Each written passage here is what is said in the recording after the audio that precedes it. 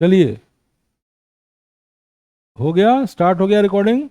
तो अब देखो बेटा, ये V2 माइनस V1 का मैग्नीट्यूड इतना आ गया। अब डायरेक्शन देख लो। अब क्या देखना है, देखते रहिएगा उसको। डायरेक्शन देख लो। तो डायरेक्शन क्या होगा, इसका डायरेक्शन क्या होगा, इस वेक्टर का डायरेक्शन क्या होगा, ये एंगल क्या होगा 45 डिग्री, और ये एंगल कितना होगा 45 डिग्री। ठीक। और ये आपका है ईस्ट, ये है आपका ईस्ट, ये है आपका वेस्ट, और नीचे क्या है आपका साउथ। तो साउथ वेस्ट हो गया, 45 डिग्री साउथ वेस्ट। कोई ऑप्शन है 45 डिग्री साउथ वेस्ट, ठीक है ना। 45 डिग्री का मतलब साउथ वेस्ट ही होता है, ठीक है। तो ये वाला आपका ऑप्शन हो गया, सही हो गया। और एक्सप्लेन कर दें एक बार, तो चलिए देख लीजिए।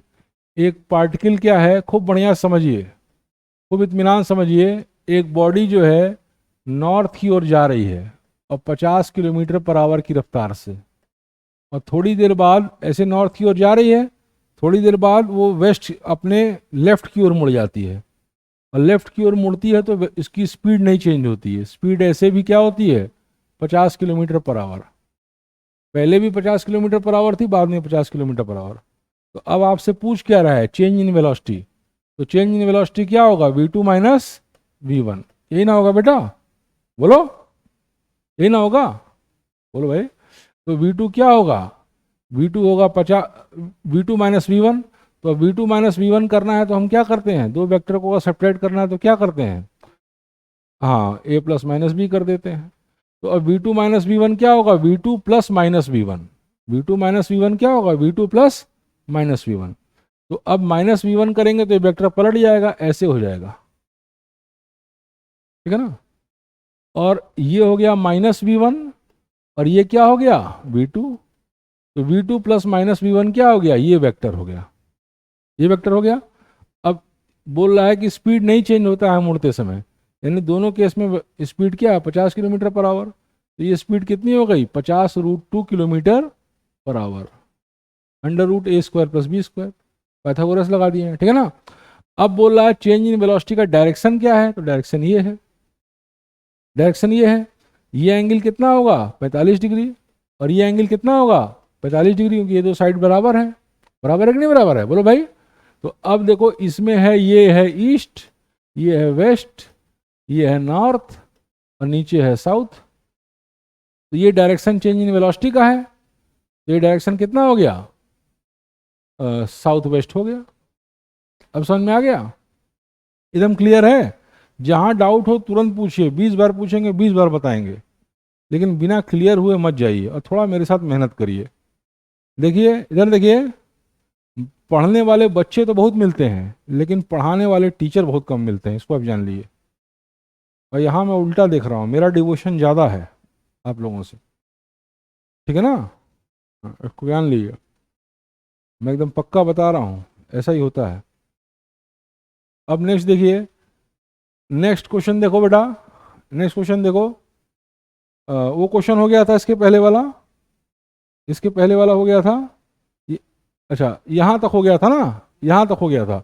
अब देखो, if vector this and this are functions of time, then the value of t at which they are orthogonal to each other is. ठीक है ना, देखते रहो बेटा उसको। कह रहा है कि दो वेक्टर्स हैं, वो फंक्शंस ऑफ टाइम हैं, यानी टाइम चेंज करने से वो वेक्टर चेंज कर रहे हैं। तो उस टाइम की वैल्यू पूछा है जब ये दो वेक्टर क्या होंगे, एक दूसरे पर ऑर्थोगोनल होंगे। ऑर्थोगोनल मतलब परपेंडिकुलर, ठीक है ना। तो अब आप देखिए, पहले इसको मिटा दिया जाए। तो इसको मिटाएंगे तो ए मिटाने में हमको सबसे ज़्यादा मजा आता है। कहाँ गया और इधर से मिटा दिया जाए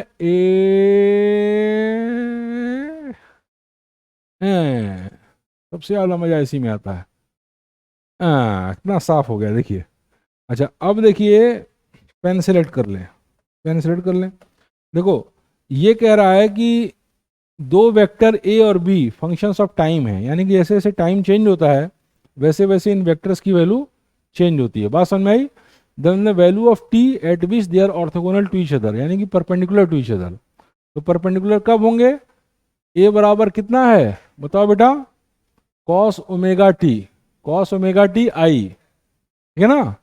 plus sine omega T J, यही ना है बेटा। और b बराबर कितना है, cos omega t by two I और plus sine omega two by two J, यही ना है बेटा। तो दोनों फंक्शन ए और बी आप देख रहे हैं, दोनों वेक्टर ए और बी आप देख रहे हैं, फंक्शन ऑफ टाइम है। तो पूछ रहा है किस टाइम पे दोनों परपेंडिकुलर होंगे, ऑर्थोगोनल होंगे। तो सीधी सी बात है, जब भी दो वेक्टर परपेंडिकुलर होंगे तो देखो क्या होगा, इधर देखो बेटा, जब दो वेक्टर परपेंडिकुलर होंगे तो क्या होगा, उनका डॉट प्रोडक्ट जीरो हो जाएगा। बात समझ में आ रही है? तो डॉट प्रोडक्ट को जीरो कर दीजिए। This implies that A dot B is equal to zero. जब ऑर्थोगोनल होंगे तो ऐसा होगा। तो दोनों का डॉट प्रोडक्ट ले लीजिए, डॉट प्रोडक्ट लेंगे तो क्या हो जाएगा, दिस डॉट दिस क्या होता है, x1i प्लस वाई वन जे और x2i प्लस वाई टू जे, इसका डॉट प्रोडक्ट क्या होता है, x1 x2 plus y one y two. बताया था ना, क्लियर है ना बेटा? तो डॉट ले लीजिए, तो डॉट ले लेंगे तो ये हो जाएगा कॉस ओमेगा टी और cos omega t by two. बात समझ में आ रही है? प्लस साइन ओमेगा टी और sign omega t by two. बात समझ में आ रही ना? तो cos A cos B plus sine A sine B क्या होता है, cos A cos B plus sine A sine B क्या होता है बताओ, sign A sine B plus cos A cos B क्या होता है, क्या होता है बताओ? ये हमको भी नहीं याद आ रहा है। मेरे ख्याल से कॉस ए माइनस बी होता है, कॉस ए माइनस बी। इसको चेक कर लो, चेक करो फट से formula, cos A cos B, cos A cos B और plus sine A sine B कितना होता है, कॉस ए माइनस बी। तो कॉस ए माइनस बी कितना होगा, omega t by two. Cos A minus B का फॉर्म है, तो कॉस ए माइनस बी क्या क्या हो जाएगा, ओमेगा टी बाई टू। बात समझ में आ रही है? तो अब ये बराबर जीरो, ये बराबर जीरो है, डॉट प्रोडक्ट जीरो है, यानी ये बराबर जीरो है। तो ओमेगा कॉस थीटा बराबर जीरो होता है, यानी कि थीटा बराबर कितना है, 90, 90 है ना।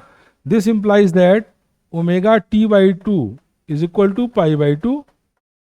बात समझ में आ रही ना, omega t by two is equal to pi by two. तो पाई पाई कट गया, टू टू कट गया। This implies that t is equal to pi by omega. This implies that t बराबर पाई बाई ओमेगा। यानी t बराबर pi by omega पे दोनों vectors क्या होंगे, ऑर्थोगोनल होंगे या परपेंडिकुलर होंगे। तो टी बराबर पाई बाई ओमेगा ये ऑप्शन दिया, फट से मारिए, घप से मारेंगे टप से नंबर मिल जाएगा। बात समझ में आ रही ना, क्लियर है बेटा? बोलो। अब देखो, magnitude of slope of the shown graph, magnitude of slope of the shown graph क्या होता है, पहले इंक्रीज करता है, पहले क्या होता है, मैग्नीट्यूड ऑफ स्लोप क्या होता है, पहले डिक्रीज करता है, पहले डिक्रीज कर रहा है।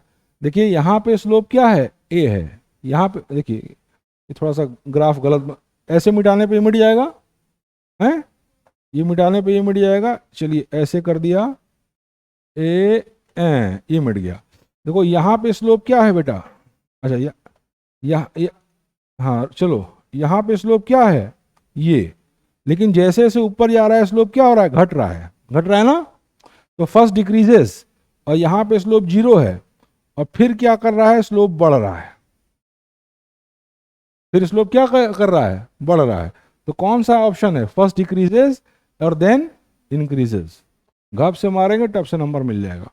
बस बेसिक कंसेप्ट क्लियर करिए, क्लियर रखिए और कुछ सवाल लगा दीजिए। नीट और जेई मेंस के लिए तो कहीं नहीं जाना है, कहीं नहीं जाना है। और देखो इधर देखो, सब तुम पता कर लो, और भी जो लोग सिलेक्ट तुम्हारे परिचित नात बात में हुए हों, मित्र मंडली में बड़े भैया लोग हुए हों, सबसे ज़्यादा प्रॉब्लम बच्चे बताते हैं फिजिक्स में ही आती है। बच्चे यही बोलते हैं फिजिक्स में उनको सबसे ज़्यादा दिक्कत है। और फिजिक्स इतना आसान है तो बाकी कितना आसान होगा, बाकी कितना आसान होगा। आप पूरी उठा के line by line NCERT chart जाइए, आपका सब बायोलॉजी के सारे क्वेश्चंस मिल जाएंगे। और कोई एक series question set book practice कर लीजिए, ठीक है ना, आपका निकल जाएगा खट से। कितना आसानी से सारे क्वेश्चंस बनते हैं, देखिए आप देख ही रहे हैं। और ऐसा सब चैप्टर में है, ऐसा मत सुनिए कि शुरुआत के 2 टॉपिक में है, ऐसा थ्रू आउट है। आपको बस बेसिक्स क्लियर होना चाहिए, ठीक है ना। अच्छा अब नेक्स्ट देखो, नेक्स्ट क्या है, ये एक क्या हो गया, ए। ये क्वेश्चन देखो, the unit vector along this is, इसके अलोंग यूनिट वेक्टर क्या होगा? तो यूनिट वेक्टर क्या बताए थे, किसी वेक्टर का यूनिट वेक्टर क्या होता है? उस वेक्टर को उसके मैग्नीट्यूड से डिवाइड कर दीजिए, उस वेक्टर को उसके मैग्नीट्यूड से डिवाइड कर दिए, घप से मारेंगे, तब से आंसर आ जाएगा, तब से 4 नंबर मिल जाएगा, मिल जाएगा ना? बोलो भाई, क्लियर है? अब देखो, a physical quantity which has a direction, वो फिजिकल क्वांटिटी जिसके पास डायरेक्शन है वो क्या होगा? डायरेक्शन है तो must be A vector, must be a scalar, तो स्केलर तो होगा ही नहीं अगर डायरेक्शन है, ठीक है ना? अब मस्ट बी ए वेक्टर भी गलत है, डायरेक्शन होने के बावजूद भी कोई जरूरी नहीं है कि वो वेक्टर हो। मैंने बताया था एक बात और होना चाहिए कि उसको parallelogram law of vector addition को फॉलो भी करना चाहिए, ठीक है ना? इधर देखो बेटा, तो physical quantity which has direction में बी ए वेक्टर सही हो सकता है, में बी ए वेक्टर सही है, वो वेक्टर हो सकता है, ठीक है ना? कोई जरूरी नहीं है कि अगर होता कि मस्ट बी ए वेक्टर तो ये भी गलत होता, अगर यहाँ पे होता मस्ट बी ए वेक्टर तो वो भी है, वो तो गलत है ही, क्योंकि डायरेक्शन है तो स्केलर तो होगा ही, स्केलर तो नहीं है होगा, ठीक है ना? लेकिन अगर डायरेक्शन है तो कोई जरूरी नहीं कि वेक्टर ही होगा, लेकिन अगर डायरेक्शन है तो वेक्टर हो तो सकता है ना, बात समझ में आ रही ना? लेकिन कोई जरूरी नहीं कि वेक्टर होगा ही होगा, डायरेक्शन के अलावा उसको parallelogram law of vector addition को भी फॉलो करना पड़ेगा, ठीक है ना? आर्मी, कहाँ दिमाग है तुम्हारा? इधर देखो, मेरी एकदम एकदम मेरी ओर देख के बात किया करो यार, एकदम परफेक्ट आई कांटेक्ट मारो, जो बता रहे हैं उतना ही सुनो, चीजें तैयार होती आएंगी। मेरा तो पुराना अनुभव ये रहा है कि अच्छे बच्चे मेरी क्लास को करते हैं और कहते हैं सर घर रिवाइज नहीं करना पड़ता है, सर बता रहा हूँ, उनको रिवाइज नहीं करना पड़ता घर पे, मेरा पुराना अनुभव यही रहा है। तो आप पूरी तरीके से इन्वॉल्व होकर पढ़िए, घर पे आपको नहीं, घर पे आप बस 5 मिनट देखेंगे हो जाएगा, कभी नहीं भी देख पाएंगे तो भी हो जाएगा, और यहाँ नहीं देखेंगे अच्छे से तो फिर करते रहिए, दौड़ते रहिए बस। अच्छा, अब नेक्स्ट देखो, नेक्स्ट चीज आपको जो मैं बता रहा हूँ, if i j and k are unit vector along x y and z axis respectively then tick the wrong statement. Wrong statement हमको निकालना है, तो रॉन्ग स्टेटमेंट क्या होगा? आई क्रॉस जे, आई क्रॉस जे के होगा भाई, आई ये है, जे ये है, आई ये है, जे ये है, और के इसके परपेंडिकुलर है, तो आई क्रॉस जे क्या होगा? के होगा, आई क्रॉस जे के होगा ना? तो ये स्टेटमेंट तो सही है ही, और हमको रॉन्ग निकालना है तो इसलिए ऑप्शन नहीं है, ये स्टेटमेंट सही है और हमको रॉन्ग स्टेटमेंट निकालना है इसलिए ऑप्शन नहीं है। फिर आई क्रॉस के इज इक्वल टू माइनस आई, ये तो एकदम गलत है, ये तो एकदम गलत है, आई क्रॉस के इज इक्वल टू माइनस आई, ये जे होना चाहिए, ठीक है ना? जे के टर्म में आना चाहिए, तो ये तो यही गलत है और इसलिए इसलिए यही आंसर है, ये गलत है और इसीलिए ये आंसर है। I dot j is equal to 0, ये तो होगा ही होगा भाई, आई और जे आपस में परपेंडिकुलर है तो आई डॉट जे 0 होगा ही होगा, तो इसलिए ये भी ऑप्शन नहीं है। I dot i is equal to 1, तो आई डॉट आई कितना होता है बोलो? आई इंटू कॉस 0, और कॉस 0 1 होता है, तो ये भी तो सही है, आई डॉट आई भी तो 1 भी तो सही है। अच्छा, हमको गलत मारना है, गलत मारना है, तो ये भी गलत है, तो हमारा यही ऑप्शन, यही चीज़ गलत है और यही हमारा आंसर है, क्योंकि रॉन्ग स्टेटमेंट हमको छांटना है। बात समझ में आ रही ना बेटा? बोलो हाँ एकदम यार। देखो हम बताए ना, हाफ हार्टेडली कोई काम नहीं मत किया करो, कोई काम नहीं, चाहे खाना खा रहे हो, चाहे सो रहे हो, चाहे खेलने जा रहे हो, चाहे पढ़ने आ रहे हो, full heartedly, heart and body mind and soul, यही एकमात्र आपका सारा हर चीज़ का मंत्र यही है। इसमें थकान भी कम लगती है, ऐसा मत सोचो कि काम करने से थकान लगती है, ये बात दिमाग से निकाल दो, काम करने से थकान लगती है, 50 ठो बात सोचने से थकान लगती है। अगर काम को आप इंजॉय करना शुरू कर दीजिए ना, तो फिर आप देखिए टाइमलेस मोमेंट में चले जाएंगे। बहुत लोग सोचते हैं कि मेहनत कर लिए थक गए, ऐसा कुछ नहीं होता। बहुत लोग ऐसे भी होते हैं जो 4 घंटा पढ़ने के बाद खुश हो जाते हैं, अब मजा आ गया, ऐसे लोग भी होते हैं। तो आपको डेवलप करना पड़ेगा, आपको अपने आप को ट्रेन करना पड़ेगा उस हिसाब से। बात समझ में आ रही ना? तो अब नेक्स्ट चीज देखो, नेक्स्ट चीज देखो, the angle between vector A cross B and B cross A is, A cross B और बी क्रॉस ए वेक्टर के बीच एंगल कितना होगा, कौन बताएगा, बोलो। हैं, क्या बात करते हो यार, तो कितनी बार तुम लोग से बताए हैं, ए क्रॉस बी कितना होगा, ए इधर है और बी इधर है, तो ए क्रॉस बी कैसा होगा, ए क्रॉस बी बाहर की ओर, है ना, और बी क्रॉस ए क्या होगा, बी क्रॉस ए अंदर की ओर, तो दोनों के बीच का एंगल कितना होगा, 180 डिग्री। सीधे सीधे फट से बोलना चाहिए यार, यही ना होगा, ए क्रॉस बी बाहर की ओर और बी क्रॉस ए अंदर की ओर। बात समझ में आ रही बेटा, बोलो जी, क्लियर है। अच्छा देखिए, अब नेक्स्ट देखिए, ए उधर देखते रहिएगा उसको। नेक्स्ट देखिए, अच्छा minus sine theta is equivalent to, कौन बताएगा, माइनस साइन थीटा किसके बराबर होगा, माइनस साइन थीटा किसके बराबर होगा बताइए, हाँ, साइन पाई दे, इसको लॉजिक के साथ बताइए, ऐसे नहीं बताना है। साइन पाई प्लस थीटा किस कोऑर्डिनेट में होगा, इस कोऑर्डिनेट में होगा।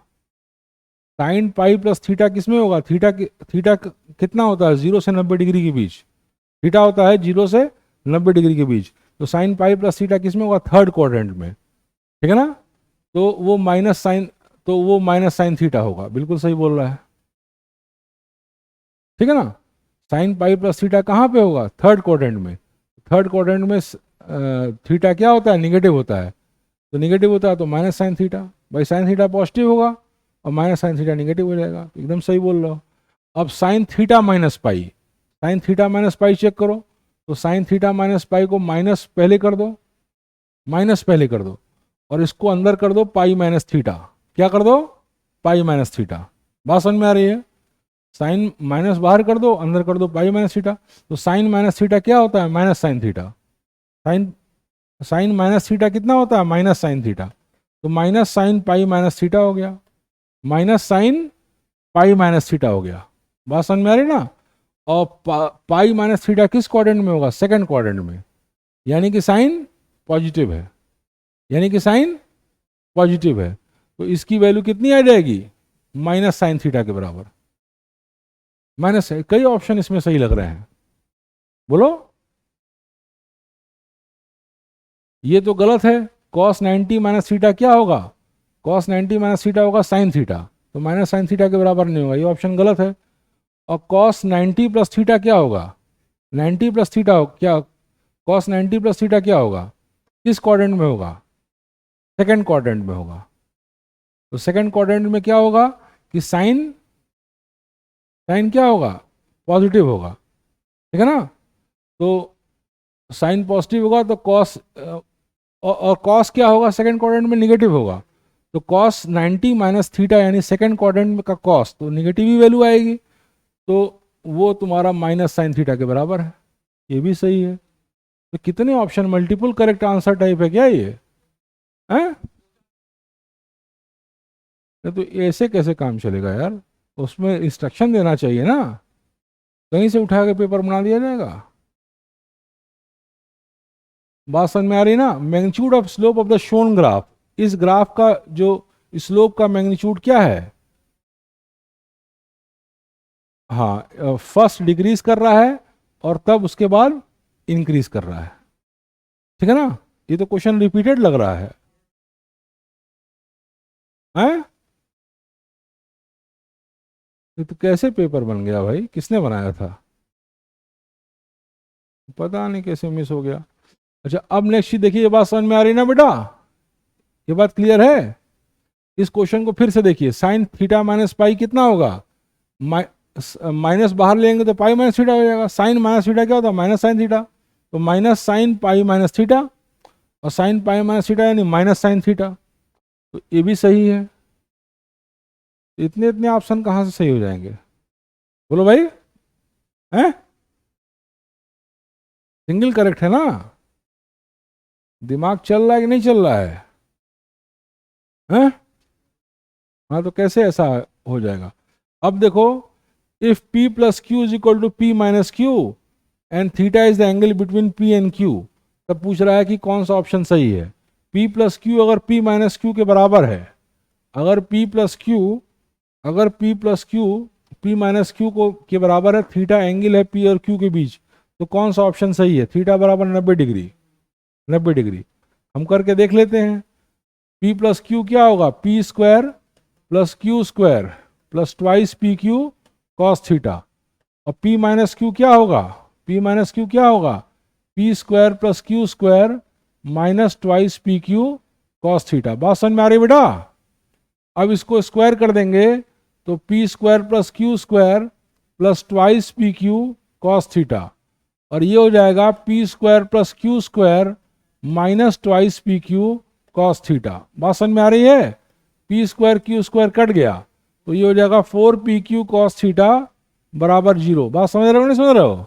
बोलो। तो this implies that cos theta बराबर 0 और दिस इंप्लाइज दैट थीटा बराबर 90 डिग्री, π/2 या 90 डिग्री। क्लियर है? बोलो बेटा, क्लियर है? देखो उसके बाद क्या है कि नेक्स्ट देखो, नेक्स्ट देखो बेटा, क्या चीज, एक बात देखो कि इसमें आ रहा है twice P Q cos theta बराबर 0, तो P बराबर 0 भी हो सकता है, Q बराबर 0 भी हो सकता है, और भी तो बातें हो सकती हैं। इधर देखो, जो कंडीशन क्वेश्चन में दिया है P प्लस क्यू बराबर P माइनस क्यू, यही कंडीशन दिया है ना। तो इस कंडीशन को सॉल्व करने से क्या आ रहा है? 4PQ cos थीटा बराबर 0, तो उसे P बराबर 0 भी तो हो सकता है, Q बराबर 0 भी तो हो सकता है, और cos थीटा बराबर 0 भी हो सकता है। तो ये सारे ऑप्शन भी तो सही हो सकते हैं। बोलो बोलो। Q बराबर 0 तो P बराबर 0 तो नहीं होगा, वेक्टर P बराबर 0 तो नहीं होगा, वेक्टर P बराबर 0 तो नहीं होगा, ठीक है ना। अब इसको रोक के किया जाए, कर दो एक बार, कर दो, नहीं तो ये अपना रो ही रहा है, डर लग रहा है क्या हो जाए। चल